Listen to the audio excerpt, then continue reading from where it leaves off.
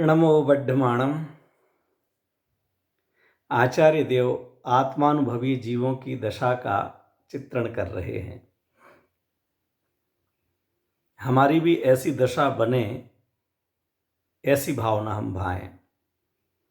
अभी वर्तमान में यह दशा नहीं है। केवल हम कुछ प्रवचन सुन लें या कुछ पढ़ लें या उपाधियां ले लें तो ऐसी दशा आ जाएगी, ऐसा नहीं है। लेकिन ऐसी दशा आ नहीं सकती, ऐसा भी नहीं है। यदि हमें अपने निज चैतन्य परमात्मा की महिमा आती है, केवल एक लक्ष्य और एक पक्ष हो जाता है कि मुझे है काम आत्म से, जगत रूठे तो रूठन दे। जगत की चिंता हट जाए। ज्ञानी जन कहते हैं जगत के लोगों को मैं पागल लगने लग जाऊं। लोग मुझे पागल कहें तो ये समझ लेना कि वो कहते हैं कि मैं अब सही दिशा में चल रहा हूं। और लोग मुझे समझदार समझें, सबके बीच बड़ा संतुलन बना करके बैठते हैं, सारे रिश्ते निभा लेते हैं, जो पद मिले उस पद के योग्य काम कर लेते हैं, अपने परिवार की जिम्मेदारियां बखूबी निभा रहे हैं, सबसे मिलते जुलते हैं, बहुत प्रेम रखते हैं, तो अभी हम सही दिशा में नहीं चल रहे। लोग कहते, लोग तो पागल समझने लगे, क्या है, लोग क्या कर रहे हैं और ये क्या करते हैं, लोग क्या कहते हैं और ये क्या कहते हैं, कहाँ चलने का कहते हैं, इनका कहाँ जाने का मन होता है। जहाँ सब लोग हंसी खुशी आनंद मनाते हैं, नाचते गाते हैं, वहाँ उदास बैठे रह जाते हैं। और जहाँ दूसरों का मन नहीं लगता, उन प्रवचनों में, उन मंदिरों में इनका उत्साह झूम झूम के आता है। जो विषय भोग के खाने पीने की सामग्री देख करके सबका मन ललचाता है, उंगलियां चाटते हैं, बनाने वाले का हाथ चूमने का मन होता है, ऐसा लोग कहते हैं, वहाँ ये चुपचाप बैठे मूर्ति जैसा खाना खा लेते हैं। क्या हो गया इनको, दिमाग खराब हो गया, सठिया गए। लेकिन 25 साल वाला सठिया कैसे गया? 60 साल में सठियाता होता होगा। 25 साल वाले की भी ऐसी दशा हो सकती है। अरे जब 11 साल में मुनिराज कुंद कुंद बन सकते हैं तो उनकी कैसी दशा हुई होगी? लोग उनको क्या समझते होंगे? इस बच्चे का दिमाग फिर गया क्या? क्या हो गया? 11 साल की उम्र, जिस समय कपड़े पहनना नहीं आते हैं ढंग से, वो कपड़े उतारने की बात कर रहा है। जिस समय बच्चों को खेल खिलौने चाहिए, दोस्त चाहिए, उस समय सबका साथ छोड़ करके जा रहा है। 8 साल की उम्र में जैन सेनाचार्य ने दीक्षा ले ली। ओहो, क्या कहते होंगे लोग?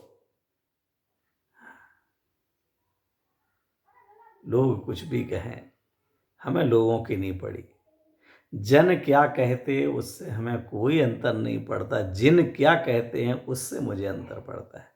मैं तो जिनके मार्ग पर चलना चाहता हूं, मैं जिन बनना चाहता हूं। मैं अब जन में नहीं रहना चाहता हूं, मैं भीड़ में शामिल नहीं होना चाहता हूं। भीड़ में रहकर भी मत भीड़ में हो शामिल। लोक में तो सभी जीव रहेंगे, तो भीड़ में तो रहना पड़ सकता है, लेकिन हम भीड़ का हिस्सा नहीं बने। भीड़ जैसा सोच रही है वैसा हम ना सोचें। भीड़ की तो भेड़ चाल होती है, हम भेड़ चाल में नहीं जाना चाहते। मुझे है काम आत्म से, जगत रूठे तो रूठन दे। बैठ संतों की संगति में, करूं कल्याण में अपना। लोग दुनिया की मौजन में, मजा लूटे तो लूटन दे। लोगों को दुनिया की मौज आती है, मजा आता है। टीवी में मजा आ रहा, बीवी में मजा आ रहा, परिवार में मजा आ रहा, सुख सुविधा में मजा आ रहा, खाने पीने में मजा आ रहा, परिवार के साथ मजा आ रहा, पत्नी को पति के साथ, पति को पत्नी के साथ घूमने फिरने में। कश्मीर जाएंगे, कन्याकुमारी जाएंगे, गोवा जाएंगे, घूमो मजा लो। कोई गाड़ी में उलझ रहा है, कोई किसी में उलझ रहा है, कोई किसी में उलझो। जिसको जहां दुनिया की मौजों में मजा लेना है वहां मजा लो। खाने का, पीने का, देखने का, 5 इंद्रियों के विषय भोगों का। हमें तो नहीं भैया ये रुचता है। हमें यहां अच्छा नहीं लगता, यहां हमारा कोई न दिखता। मोहे लागे यहाँ परदेश, रहूंगा मैं तो निज घर में। वाह, निज घर में रहूंगा। निज घर में रहने वाले जीवों की दशा कैसी हो जाती है? वो यहाँ पर आचार्य देव 40 नंबर छंद में कहते हैं, इच्छत्येकांत संवासम निर्जनम जनितादरः निज कार्यवशाद किंचिदुक्त्वा विस्मरति द्रुतम।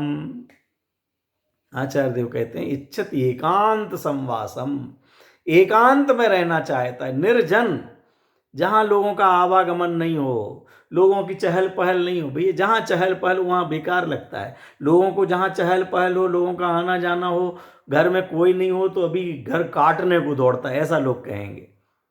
हाँ, बच्चे मामा के यहाँ चले गए, घर में कोई है नहीं, कोरोना काल चल रहा, कोई आता जाता नहीं है, ऐसे लगता है कि घर खाने को दौड़ रहा हो। और वो कह रहे हो कि ज्ञानी जन आत्मानुभवी एकांत को चाहते हैं, इच्छति एकांत संवासम निर्जनम जनितादरः। इस टीका में इतनी सुंदर बात की है पंडित आशाधर जी ने। मूल संस्कृत में लिखा है, जनितादरो जन मनोरंजन चमत्कारी मंत्र तंत्र प्रयोगा वार्तानुनिवृत्तौ कृत प्रयत्न। उन मुनिराज ने, उन आत्मानुभवी जनों ने क्या किया है कि जन मनोरंजन, जिसमें लोग प्रसन्न होते हैं, ऐसे कार्यों का निषेध कर दिया। लोगों को प्रसन्न करने के लिए, जनरंजन के लिए, मनोरंजन के लिए समय नहीं है भैया। हम तो जिनेंद्र परमात्मा की भक्ति करते हैं और जिनेंद्र समान निज आत्मा को ध्याते हैं, हमें और कोई नहीं पुसाता है। लोगों को जनरंजन के कार्यों को छोड़ दिया, जिनको लोग पसंद करते हैं। यहाँ कहा बुद्धिपूर्वक कृत प्रयत्न, प्रयत्न पूर्वक कहा है कि भैया यहाँ मंत्र तंत्र की वार्ता नहीं चलेगी। पंडित जी आप अपने मन से कह रहे मंत्र तंत्र की बात, मंत्र तंत्र करते हुए तो हमने दूसरे बड़े बड़े महापुरुषों को देखा। अरे मैं अपने मन की बात नहीं कह रहा हूँ भैया, पंडित आशाधर जी ने लगभग 800 वर्ष पहले इसकी टीका में लिखा है। देखो, जन मनोरंजन चमत्कारी मंत्रादि प्रयोग वार्ता निवृत्तौ कृत प्रयत्न। और इसका अर्थ किया है, इंदौर में पंडित धन्य कुमार जी हुए हैं, उन्होंने कोई ये अपना किया हुआ, मेरा किया हुआ किसी का अनुवाद नहीं है।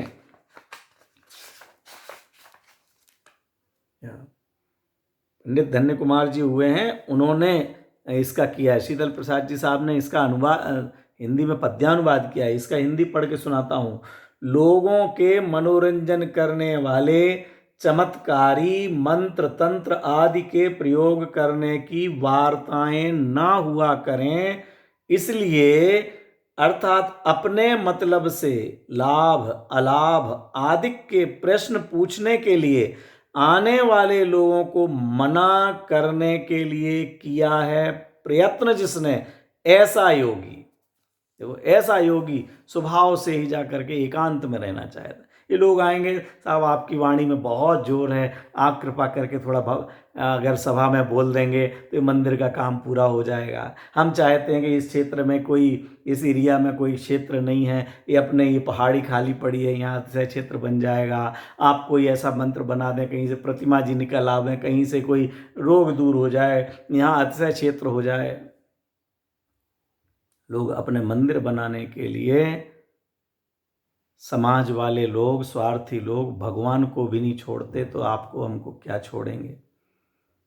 उन भगवान को भी पसीना आ गया ऐसा आरोपित कर देते हैं।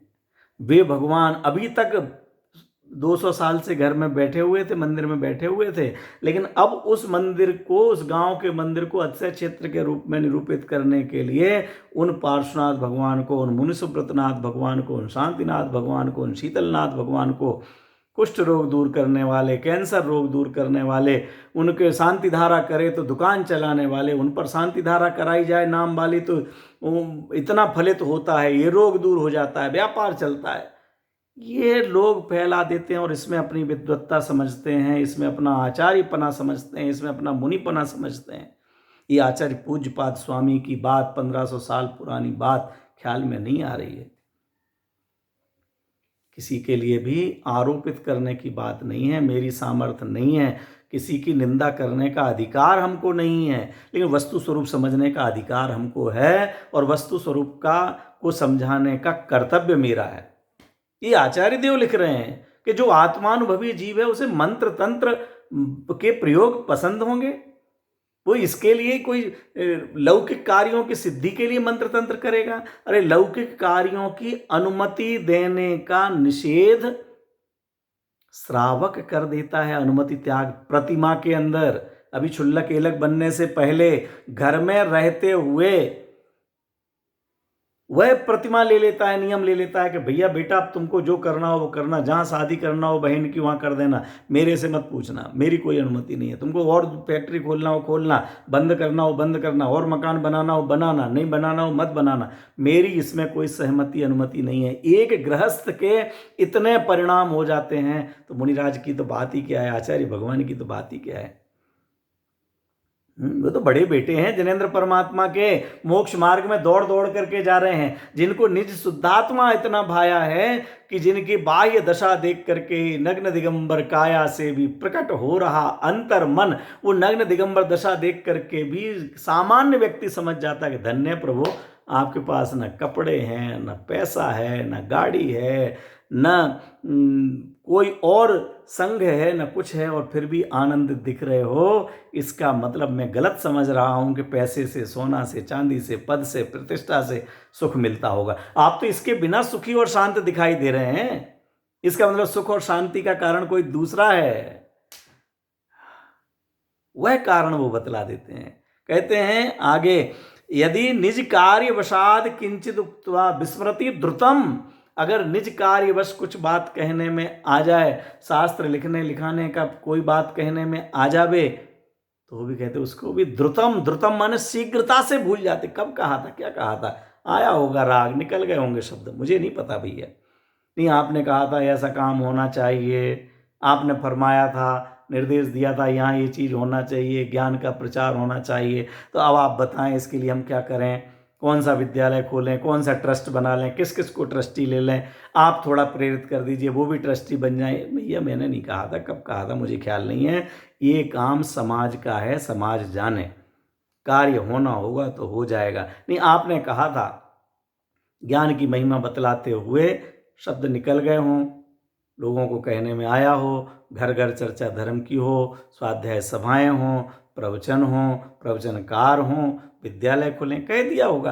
लेकिन अब आप मेरे से अपेक्षा रखोगे प्रवचन का विषय बना करके मैं दान दाताओं की प्रशंसा कर करके उनको ऊपर चढ़ा के दान का फल इतना है और ऐसा करेगा तो ऐसा होगा, वहाँ पहुँचेगा, ऐसा कह करके मैं चने के झाड़ पर चढ़ाऊँ या मैं बोलियाँ लगाने के लिए बैठ जाऊँ, लोगों को प्रसन्न करूँ, उनको दानवीर कहूँ। आप तो कहा भैया तो बहुत महान है साहब, जो दान करते हैं उनका हाथ ऊपर होता है, लेने वाले का, मुनिराज का भी नीचे होता है। अरे मुनिराज का हाथ नीचे होता है, इससे वो छोटे हो गए और दान देने वाला बड़ा हो गया, ऐसा नहीं है। दान देने वाला उन मुनिराजों के चरणों में झुकता है कि हे मुनिवर आप मेरे घर में आ गए, आज आहार दान हो गया, मेरा मानो मेरे घर में साक्षात मोक्ष मार्ग आ गया, कल्प वृक्ष आ गया। एक मुनिराज का आना, एक मुनिराज को आहार दान करना, ये कोई छोटी बात है? अरे बड़े भाग्यशालियों के मौका मिलता है कि मोक्ष मार्गी मुनिराज के लिए, आत्मानुभवी मुनिराजों के लिए उनकी संयम की साधना की योग्य आहार दान करने का मौका मिले। ये ऊपर हाथ रहता है इसलिए वो बड़ा हो गया, ऐसा नहीं समझना। अभी ये मक्खी उड़ रही थी मेरे सिर पर बैठ गई तो मेरे से बड़ी हो गई, ऐसा नहीं है। दान के प्रसंग में, श्रावकाचार आदि में श्रावक को दान की महिमा बताने के लिए कदाचित कह दिया गया हो, लेकिन ऐसा आशय नहीं समझ लेना कि मैं बड़ा हो गया और मुनिराज छोटे हो गए। और मुनिराज इसी बात को लेकर के आचार्य भगवान जब प्रवचन करने के लिए बैठे तो यही महिमा बताते रहें, ऐसा नहीं है। जनरंजन मनोरंजन, लोगों की प्रशंसा करने का उनका कभी कोई अभिप्राय नहीं रहता है। आत्मा भाया है और आत्मा का ही स्वरूप दिखलाते हैं, जो वो अनुभव करते हैं वो दिखलाते हैं। अज्ञानी कहते हैं मुझे आत्मा दिखता नहीं, वे कहते हैं मुझे आत्मा के अलावा कुछ दिखता नहीं, मुझे आत्मा के अलावा कुछ दिखता नहीं है। ये बाहर में दिखने वाला टीवी, मोबाइल, आदमी, ये आदमी नहीं, इसमें भी मुझे ज्ञान दिखाई देता है। आज हमारो उपयोग पलट्यो, चैतन्य चैतन्य भास रहो रे। चैतन्य ये मोबाइल नहीं है। क्यों? मोबाइल मेरे ज्ञान की पर्याय में ये बन रहा है। ये मोबाइल नहीं, मुझे मेरी ज्ञान की महिमा है। ये पहाड़ नहीं दिख रहा है, पहाड़ की महिमा नहीं, ये पहाड़ भी मेरा ज्ञान है, तो ये पहाड़ जानने में आ रहा है, उसमें भी मुझे चैतन्य दिखाई देता है। हाँ, तो ज्ञानी के और अज्ञानी के चिंतन धारा में कितना अंतर। वो कह रहे हैं हमें हमें आत्मा दिखाई नहीं देता, और आत्मानुभवी कह रहे हैं मुझे आत्मा के अलावा कुछ दिखाई ही नहीं देता। हमारी ऐसी दशा बने, इस दिशा में हमारा पुरुषार्थ चलना चाहिए।